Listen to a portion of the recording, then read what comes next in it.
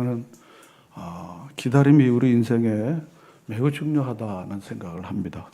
19세기 중반 미국에 나thanael 호슨이라는 작가가 있습니다. 그는 독실한 청교도 가정에서 태어나 대표적인 작품은 주홍 글씨입니다. 그런데 그 중에 또 다른 작품은 큰 바의 얼굴이라는 단편 소설이 있습니다. 그 소설 속의 주인공 어니스트의 고향 마을 앞산에는 인자한 사랑의 얼굴을 가진 큰 바위가 있었습니다. 그래서 큰 바위의 얼굴 이렇게 부릅니다.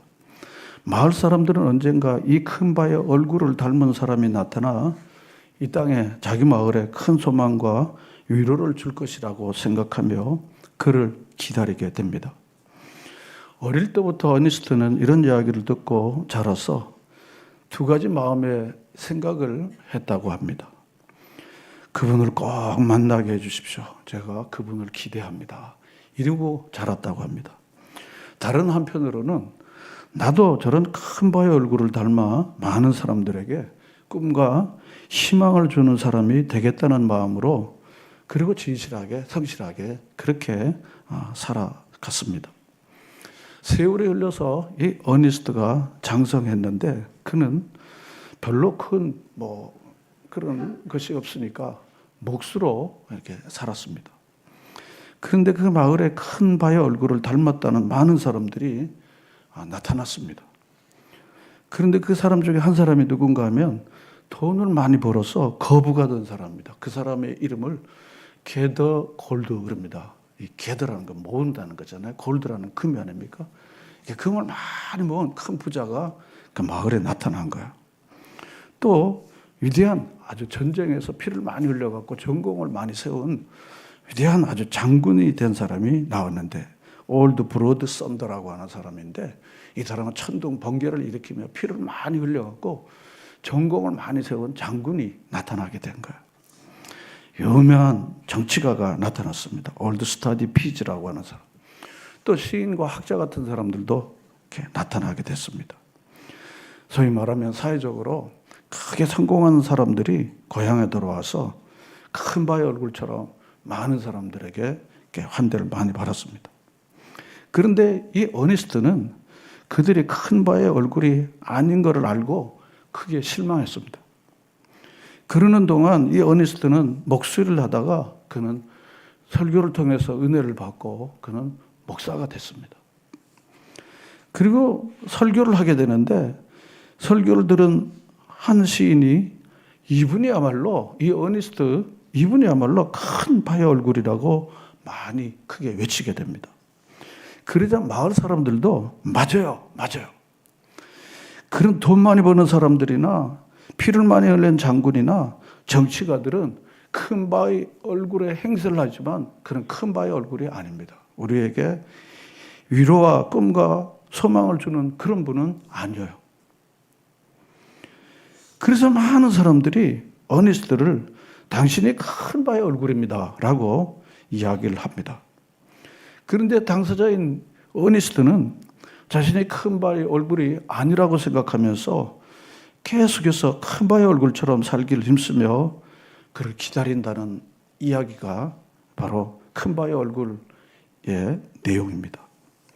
이 이야기를 통해서 여러 가지를 생각할 수 있지만 저는 기다림이 우리의 미래의 모습을 만들어간다는 사실을 발견하게 됐습니다. 어니스트는 인자한 얼굴의 성인이 나타나기를 간절히 기다렸기에 그를 기쁨으로 만나기 위해서 또한 그 자신이 큰 바의 얼굴 같은 사람이 되길 위하여 큰 바의 얼굴같이 닮기 위하여 힘쓰고 애쓰고 살았습니다. 그렇게 오랜 세월 큰 바의 얼굴을 기다리며 그 모습을 닮기를 힘썼을 때 사람들이 당신이야말로 큰 바의 얼굴입니다 라고 하는 말을 듣게 된 것입니다. 우리 인생은 꿈도 있고 희망도 있고 비전도 있고 그럽니다.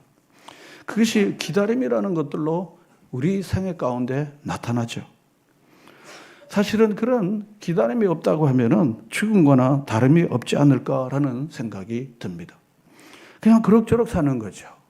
어제가 오늘이고 오늘이 내일이고 그럭저럭 그저 사는 것입니다. 우리 인생의 주기로 생각한다면요. 저는 어릴 때 수학 여행을 많이 그렇게 기다렸어요. 당시 여행이란 거는 뭐 아무것도 볼 수가 없는 때였기 때문에. 그리고 설날이 되면 새 옷을 기다렸고, 그리고는 세뱃돈을 그렇게 기다렸어요. 집에서 세배할 뿐 아니라 동네 세뱃돈 주는 아저씨 집에도 다 가갖고 세뱃돈 받을 욕심으로 가서 세배도 했습니다. 숱한 시험을 치면서 아마 다들 그렇지만 시험 결과를 얼마나 기다리겠습니까? 이렇게 우리는 계속해서 기다립니다. 결혼한 가정들은 언제 아기가 나올까? 그 기다리죠. 그리고 아파트를 얻으려고 하는 사람은 돈을 모아갖고 아파트를 꼭 내가 얻어야지. 내가 꼭 내 집을 얻어야지. 그 입주날을 얼마나 기다리겠어요. 그래서 평소에는 그런 돈 쓰지 못해도요. 그 입주 청소가 있다는데 깨끗한 집에 내가 좀 가봐야 되겠다. 그렇게 해갖고 돈을 많이 들여갖고 평소에 안 하던 입주 청소를 해갖고 그 아파트에 내가 꼭 들어가야 될까요? 그렇죠. 결혼하려고 하는 신부들은요. 그 웨딩드레스를 입으려고 얼마나 가혹한 웨이트 훈련을 합니까? 그날에 너무너무 예쁘게 그렇게 들어가려고 그리고 기다리고 준비하고 그러지 않겠습니까? 저는 이 외에도 얼마나 많은 사람들이 기다리며 사는가. 그래서 인생은 기다림의 연속이라는 생각을 합니다. 그런데 문제는 뭘 기다리냐 하는 것이 더 중요합니다. 죽자사자 돈만 바라는 사람은 죽자사자 돈을 따라가고 그러면 그 사람에게는 돈 냄새만 날 것입니다. 그저 세상 즐거움만 바라보는 사람에게는 결국 향락에 찌든 모습이 나타날 것입니다. 날 일만 생각하는 사람은 일에 파묻혀 살게 되고 결국 그 얼굴이 일에 찌든 모습이 나타나게 될 것입니다. 간절한 마음으로 주님을 기다리는 사람은 주님의 뜻대로 살아가기를 힘쓰므로 마치 어니스트가 큰 바의 얼굴을 바라보고 그렇게 되기를 바랬더니 그가 큰 바의 얼굴이라고 사람들이 이렇게 말하는 것처럼 주님을 닮아가고 주님을 늘 기다리고 사는 사람들은 자기도 모르는 사이에 주님의 모습을 보게 될 것입니다. 사도 바울은 예수 만나서 그는 완전히 미쳐버린 사람이 됐습니다. 그래서 예수님 닮기를 원하고 그리고 예수님 만나기를 간절히 소원하고 그래서 내가 너희와 함께 있기를 원하나 나는 주와 함께 주 앞에 있는 것이 더 좋다고 그는 감옥에서도 그렇게 말할 정도로 주님에 대한 항상 사모하는 마음이 간절히 있었습니다. 뿐만 아니라 고린도에 있는 성도들에게 내가 주님을 기대하고 주님을 닮아가는 것처럼 그 마음을 너희도 닮기를 바란다. 그렇게 말했습니다. 여러분 사랑을 하게 되면 예뻐진다고 하지 않습니까? 누군가 진실로 사랑하게 되면 사랑하는 사람과의 만남을 설렘으로 기다립니다. 사랑하는 사람과 기쁨으로 만나기 위하여 몸과 마음을 깨끗하고 예쁘게 단장을 합니다. 겉모양뿐 아니라 말도 예쁘게 하고 행동도 조심하게 됩니다. 그래서 결국 몸도 마음도 결국은 그것 때문에 더 예뻐지고 그리고 더 아름다운 모습으로 만들어지죠. 우리에게 기다림이 필요합니다. 기다림은 우리에게 꿈과 희망과 설렘을 가져다 줍니다. 그런데 그 기다림은 기다림의 대상과 기쁨의 재해를 위해서 우리를 돌아보게 만들어요. 가다듬게 만들고 아름답고 거룩한 모습이 되기를 힘쓰게 만듭니다. 그래서 기다림이 있는 사람들은 희망과 소망과 아름다운 삶이 뒤따르게 되죠. 여러분 무엇을 기다리십니까? 잠언서 8장 34절부터 6절 말씀까지를 우리 잠시 보도록 하겠습니다. 우리 다 같이 읽어볼까요? 날마다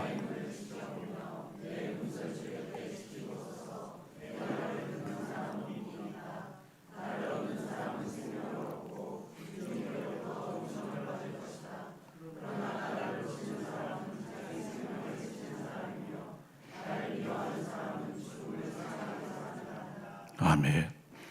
날마다 하나님의 문, 주님의 문을 지켜보고 내 문설주 곁에 지키고 서서 그리고는 한마디도 놓치지 않으려고 내 말을 듣는 사람은 복이 있다 했습니다. 나를 얻는 사람은 생명을 얻고 주님께로부터 은총을 받을 것이다 그랬습니다. 그러나 반대는 나를 내팽개치고 놓치는 사람은 자기 생명을 해치는 사람이고, 그리고 나를 미워하는 사람은 죽음을 사랑하는 사람이다 했습니다.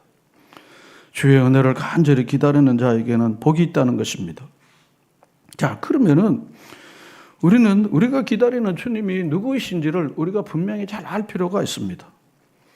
둘째로 기다림의 대상을 바르게 알아야 합니다. 기다림의 대상을 바르게 잘 알지 못하면 허치게 됩니다. 당연한 얘기지만 암만 기대하고 기다리고 힘을 써도 엉뚱한 것을 기대하고 기다리고 힘쓰면 아무 소용이 없어요. 아니 그냥 아무 소용이 없는 정도가 아니라 공연의 시간과 돈과 정열을 헛된 것으로 사용해야 되고, 그리고는 하지 못할 일을 하게 되고 해야 할 일을 정작 못하게 되는 그런 큰 낭패를 보게 되는 것입니다. 저는 잘 모르지만 최근에 지나가는 뉴스로 홍콩 ESL인가 ELS인가, 제가 자세히 그 내용 확인을 다 못했습니다. ESL인가? ESL은 아닌 것 같아요. ESL은 영어인데 ELS인가는 홍콩의 고수익이라고 하는데 투자를 하면은 수익이 많이 올린다고 많은 사람이 거기를 많이 엄청 투자를 했답니다. 근데 어떤 은퇴자는요, 자기 전 재산을 거기다가 투자를 했는데 낭패를 맞다하게 됐어요. 원금의 이자는커녕 수익은커녕 원금의 40% 내지 50%는 다 손실이 됐다는 거죠. 이게 원금 손실행위라는 것을 이분은 수익만 생각하고 깜빡 잊은 것 같습니다. 그러니까 한평생 열심히 일해서 얻은 소득을 다 대상을 잘못 찾아갖고 헛일하게 된 겁니다. 헛일하게 된 겁니다. 이처럼 세상에서 이렇게 보면요, 기다려야 할 대상을 잘 알지 못하고 그 기다림의 대상을 잘못 찾아갖고 인생을 허비하는 사람들이, 제가 많은 사람을 만나지 않지만은 적지 않게 만나는 거예요. 그래서 그들의 한결같은 얘기는, 목사님, 난 열심히 살았는데 헛살았어요. 내가 허치기를 했습니다. 그게 내가 정열과 힘을 쏟아할 대상이 아니었는데 지금 내가 철이 조금 들고 나니까, 나이 어리면 철이 못 들어가고 그걸 못 알아듣습니다. 나이가 좀 충분하게 들어야, 내가 철이 좀 들어서, 그거는 내가 헛일 하느라 시간을 헛보냈구나 하는 것을 나중에 이제 은혜를 좀 받고 나면 알게 되는 거죠. 근데 오늘 본문에 바로 그렇게 우리가 유일하게 기다리고 사모해야 할 분이신 예수님의 오심을 간절히 소망하고 기대하고 살았던 한 사람을 소개하고 있습니다. 누구입니까? 시몬입니다. 시몬이요. 할아버지입니다. 할아버지입니다. 당시 이스라엘은 매우 어려운 처지에 있었습니다. 정치적으로는 로마의 압제, 경제적으로는 매우 헐벗고 굶주리고, 종교적으로는 형식주의와 외식주의가 가득 만연되어 있었습니다. 그래서 이스라엘 사람들은 인류의 위로자이고 구원자이신 메시아가 속히 오셔서 그 나라와 백성을 구원해 주기를 간절히 그렇게 기다린 것입니다. 그런데 이 시므온을 성경이 이렇게 말합니다. 25절과 6절 다 같이 읽어보겠습니다. 예루살렘에 시므온이라는 사람이 있으니 이 사람은 의롭고 경건하여 이스라엘의 위로를 기다리는 자라. 성령이 그 위에 계시더라. 그가 주의 그리스도를 보기 전에는 죽지 아니하리라는 성령의 지시를 받았더니. 시므온이라는 사람이 있었습니다. 근데 이 사람은 의롭고 경건하여 이스라엘의 위로를 어떻게 합니까? 기다리는 자였습니다. 이스라엘의 위로를. 바로 하나님께서 보내시는 진정한 위로자를 그는 기다렸던 것입니다. 그런데 성령이 그 위에 계셨기 때문에 그는, 성령께서 너는 그 위로자인 그리스도를 보기 전에는 결코 죽지를 않는다. 그게 마침내 본문 여기 25절, 6절, 7절 이하에 보면 그는 바로 그리스도를 보자마자 이스라엘의 위로자라는 것을 알아듣습니다. 그리고는 위로자를 만난 그 기쁨을 바로 시몬의 창가로 오늘 이후의 본문 28절부터 이후의 본문에서 나올 수가 있습니다. 이 시몬은 이스라엘의 위로자를 기다린 것입니다. 이스라엘의 진정한 위로자는 정치적으로 해방하고 경제적으로 부여하고 종교적인 어떤 새로운 제도를 만드는 일가 아니라 메시아 곧 예수 그리스도가 진정한 위로자라는 것을 비록 2,000원 사람이었지만 이 시므온은 그걸 알게 된 것입니다. 저는 이 세상을 살아가면서 진정한 지혜와 지식이 무언가 하면 내가 진정으로 믿어야 할 분이 누구시고 내가 진정 기대하고 바라야 할 것이 무엇인지를 아는 것이 진정한 지혜와 지식입니다. 하나님께서 지혜와 지식의 문을 열어서 여러분들이 진정으로 바라고 진정으로 힘써야 될 것이 무엇인지를 여러분들이 다 발견하는 여러분 되시기를 바랍니다. 그러지 않으면 헛세월을 보내게 되는 거예요. 헛삶을 살게 되는 것입니다. 나이가 많아도 헛된 세월을 보내게 되는 것입니다. 그런데 이 시몬 할아버지는 그걸 알게 된 거야. 진정한 위로자는 정치가 아니고 경제가 아니고 그리고 무슨 종교적 제도를 바꿔서 되는 게 아니라는 것을 그는 직관을 한 거예요. 직관을 한 것입니다. 지금 이 예루살렘에 시므온이라는 사람이 있었던 이곳에 지금도 이스라엘과 하마스가 계속해서 땅 싸움을 하는 거예요. 예수 없는, 그리스도가 없는 땅 싸움을 하는 겁니다.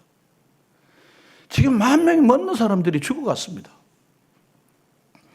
그리고 종교 싸움, 이념 싸움을 계속해서 지금도 하고 있는 것입니다.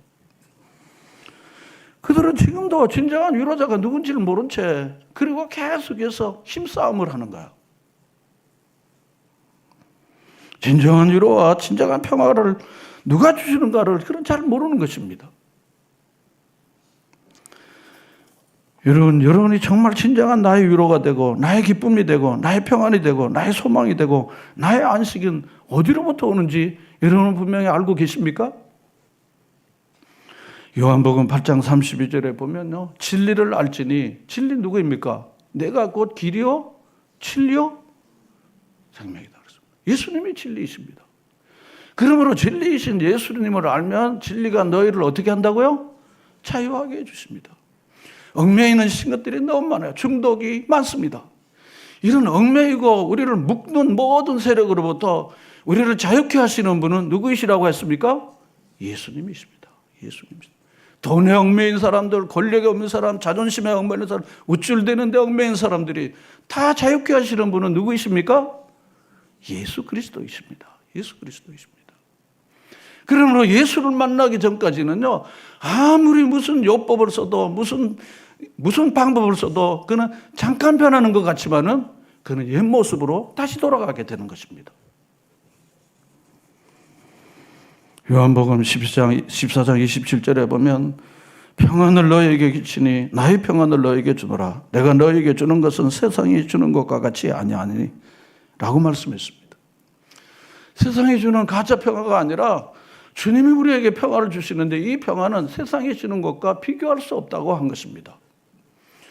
사랑하는 여러분, 주님이 주시는 진정한 내적 평화를 누려본 경험이 다 있을 것입니다. 여러분, 주님이 주시는 참 평안을 주님의 임재 가운데 누리시는 여러분 모두가 되시기를 바랍니다. 이 평안을 누린 사람들은 세상의 모든 것들은 다 그저 그렇다고 말할 수 있습니다. 그러나 이 평안을 맛보지 못한 사람은 돈의 노예가 되고 권력의 노예되고 자리의 노예가 되는 것입니다. 이걸 발견하지 못하니까 무언가를 채우고 싶은 거야. 마치 머슬레 욕구 이론처럼요. 그 욕구가 땡기는데 그 땡기는 욕구에 의해서 움직여지는 거야. 예수를 발견해서 참된 평화와 참된 자유를 누리지 못한 사람은 계속 언제까지 나이 50, 60, 70, 80이 돼도 방황하는 인생을 살 수밖에 없는 것입니다. 주님이 우리에게 평화를 주십니다. 주님이 우리에게 진정한 위로를 주십니다. 내가 너와 함께한다. 두려워하지 마라. 권사님 앞문은 닫혀도 뒷문은 주님이 열어주십니다. 할렐루야. 주님이 이런 분이십니다. 우리를 죽으라고 내버려 두거나 그리고 길 없는 아이들처럼 내버려 두시는 분이 아니십니다. 예수님은 누구이십니까? 올려주실까요? 구원자이십니다. 자기 백성을 저희에 대해서 구원하려고 이 땅에 오신 분입니다. 계속 말씀 내려주시고 두 번째로 섬김이로 이 땅에 오셨습니다. 자기 목숨을 섬김의 제물로 드리려고 오신 분입니다. 섬김을 받으려 하지 않고 섬기려 하고 자기 목숨을 많은 사람에 대해서. 여러분, 주님 같은 분이 세상에 어디 계십니까? 어떤 종교의 창시자가, 어떤 하나님이요 자기 백성들을 섬깁니까? 섬김을 받죠. 그리고 섬김이 시원치 않으면 재앙을 내립니다. 그래서 재앙이 두려워갖고 다 산신을 넘기고 무슨 신을 섬기고 무슨 신을 섬기고 그 신이 재앙을 할까봐, 그 신이 노여움을 탈까봐. 이게 바로 우리가 오랫동안 섬겼던 바로 우리의 조상신들과 우리의 많은 재래 종교들이었습니다. 하나님은 자기 아들, 자기 자신이 사람이 되어서 우리의 발을 씻어주시고 자기 목숨을 버리신 것입니다. 할렐루야. 이 존귀하신 하나님의 아들 예수 그리스도를 믿게 된 것은 단순한 선택이 아니라 하나님이 우리를 너무 사랑해서 그 자녀가 되게 해주신 것입니다. 또한 무엇입니까? 기쁨이 되는 것입니다. 세상에서 들을 수 없는 큰 기쁨의 좋은 소식입니다. 온 백성에게 미칠 큰 기쁨의 좋은 소식을. 예수님을 만나고 나서 예수님의 이름이 너무 좋아갖고요, 이럽니다. 내가 이 주님을 내가 진작도 만났으면, 진작 이 주님을 알았더라면 내가 그동안 헛세월을 살았지 않을 텐데, 내가 허탕인 이 삶을 살지 않았을 텐데, 이 기쁨의 좋은 소식을 이제야 들어서 너무 아쉽다고 선교사로 가는 거예요. 아직도 이 기쁨의 소식을 한 번도 들어보지 않는 사람들에 대한 애절하고 안타까움을 가지고 가는 것입니다. 기쁨이 충만하니까요. 평화를 주시려고 오시는 분입니다. 주님은 또한 눈먼 자가 보고 자유를 주시려고 오셨습니다. 눈먼 자들의 눈을 뜨게 해 주시고 포로된 자들에게 자유를 주시는 분이 바로 이 주님께서 오십니다. 여러분, 보이는 포로만 보이는 게 아닙니다. 죄와 사망이 우리를 꽉 눌러갖고 죄가 시키는 죄로, 그래서 심지어 중독에 빠지는 현상들도 얼마나 많은지 모릅니다. 주님만이 우리를 자유케 하시는 분입니다. 모든 이 중독과 모든 세상에 빠지는, 죄악에 빠지는 것들, 우리를 자유케 하시는 분은 누구이십니까? 예수님이십니다. 알코올 중독 치료를 오랫동안 하신 분이 계세요. 그분도 이전에 알코올 중독자였습니다. 무슨 요법, 심리요법, 상담, 배울 걸 다 배우고 다 했는데 마지막 결론이 뭡니까? 예수님 만나고 성령 받으면 이 중독에서 자유롭다 하신다는 것을 결론으로 내고 예수만 전하는 사람이 됐습니다. 예수님은 죄인을 부르려고 오셨어요. 세상에 의인은 없지만 그래도 의인인지 않은 사람들은 주님 만나지 못하죠. 죄인을 부르러 오셨습니다. 죄인을. 내가 의인을 부르러 온 것이 아니라 죄인을 부르러 왔다고. 죄인을. 이런 교회 안에서 사람들의 흠과 티가, 죄가 자꾸 드러나거든. 당연히 교회는 죄인의 직결소이기 때문에 당연히 있을 것이다. 의인은 여기 없고 천국에 있습니다. 그러므로 여러분 주변에 죄가 많이 드러나거든. 여긴 죄인의 직결소이기 때문에 당연히 죄가 드러나고, 자꾸 인간의 냄새가 나면 그 냄새를 씻으려고 여기 영혼을 씻는 목욕탕에 왔으니까 그러려니 해야 하는 것입니다. 목욕탕에 다 씻고 목욕탕 가는 사람은 없습니다. 죄인을 부르려고 오신 것입니다. 주님께서는 요한복음 10장 10절에 풍성한 삶을 주시려고 왔습니다. 돈이 우리에게 풍성한 삶을 준다고 생각하십니까?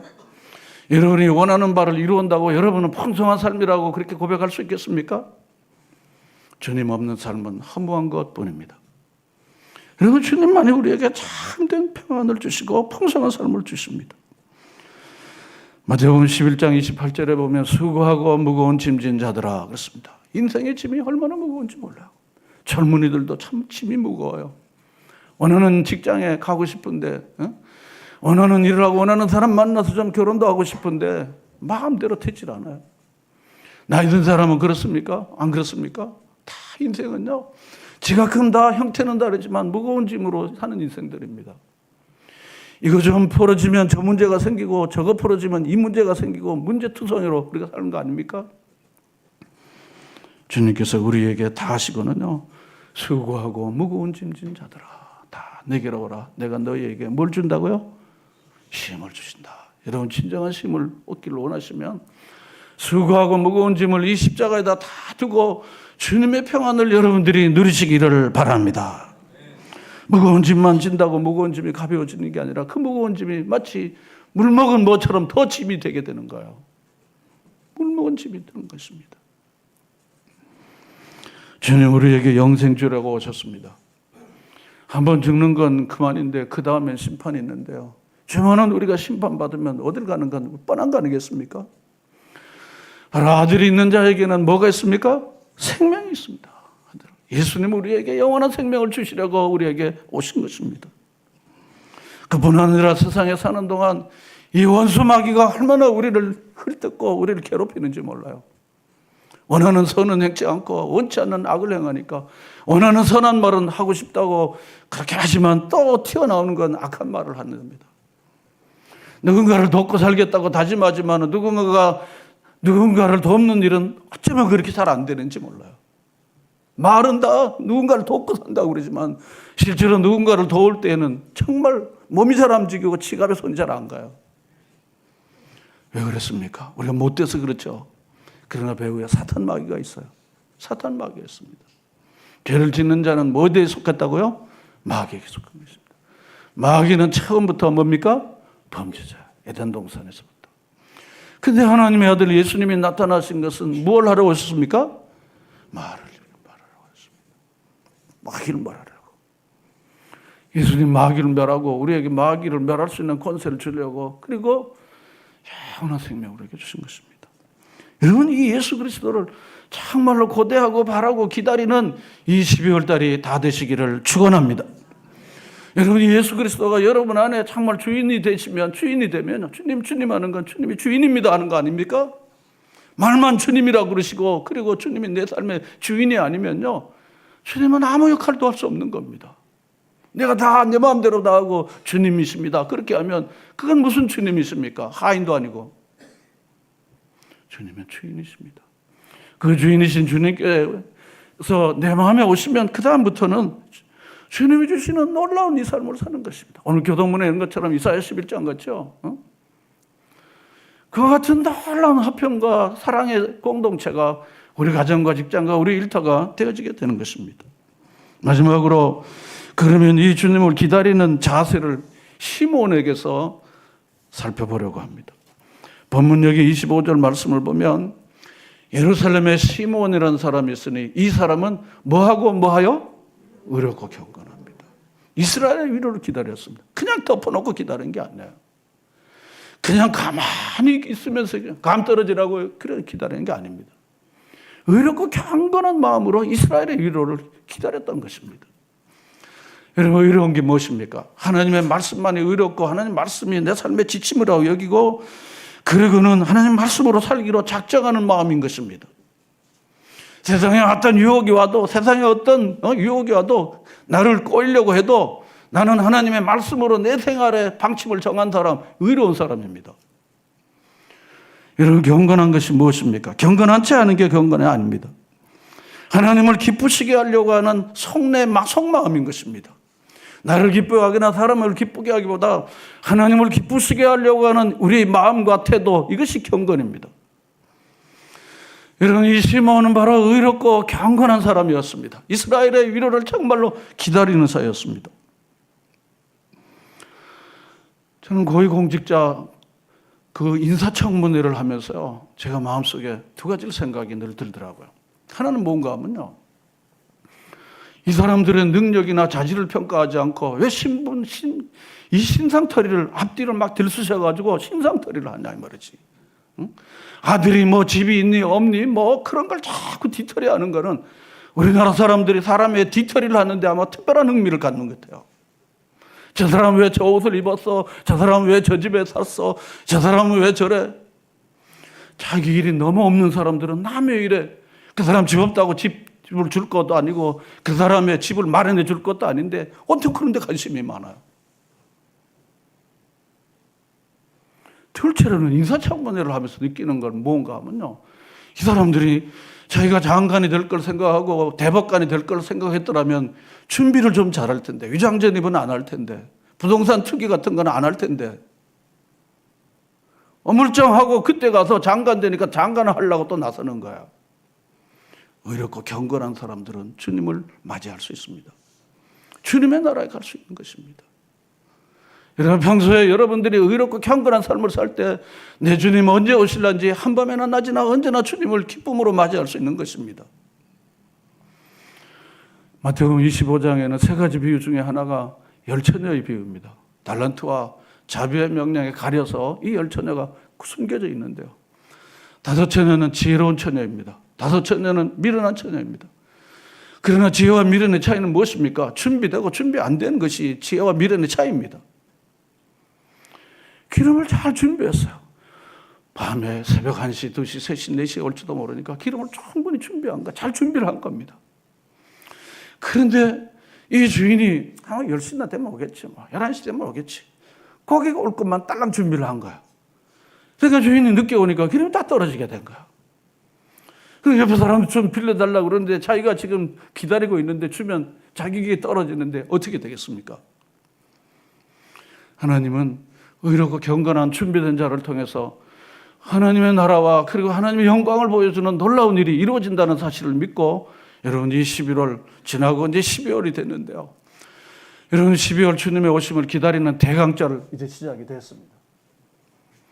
성탄절 정말 또 한 번의 행사로서 성탄절인지 아니면은 기쁘다 구주 오셨네 만백성 맞으라 그렇게 마음 깊은 것으로 주님 정말 이 평화와 싸움이 가득 찬 이곳에 주님 정말 잘 오셨습니다. 주님을 환영합니다. 기뻐합니다.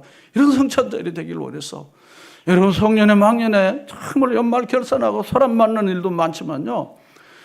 여러분 새벽 기도하시고 그리고 예배 드리시면서요. 예배를 빼앗아가는 사탄 마귀는 계속해서 별것 아닌 일도 이 예배와 기도를 빼앗아갑니다. 그러나 아무런 내용도 없이 아무런 의미도 없이 성탄절을 맞이하고 그리고는 또 새해도 또 올해 새해가 됐구나 하고 또 맞이하는 어처구니 없는 인생으로 살게 되는 것입니다. 깨어 기도하십시다. 주님이 언제 오실런지 하고 잘 준비되어 그리고 주님으로 인하여 정말 기뻐하고 즐거워하는 성탄의 기쁨을 위하여 이 12월 이 대강절 한 주 한 주마다 여러분 예수님을 다시 한번 기억하고 생각하는 이 모든 대강절기가 되어지기를 주님의 이름으로 축원합니다. 여러분 그리하여 기다리는 자들에게 만나주시고 찾는 자들에게 찾아주시는 이 주님으로 인하여 여러분의 삶이 갑절로 기쁨과 평안이 넘치는 삶이 여러분 가정에도 이 기쁨과 감격이 넘치는 삶이 일어나기를 주님의 이름으로 축원합니다.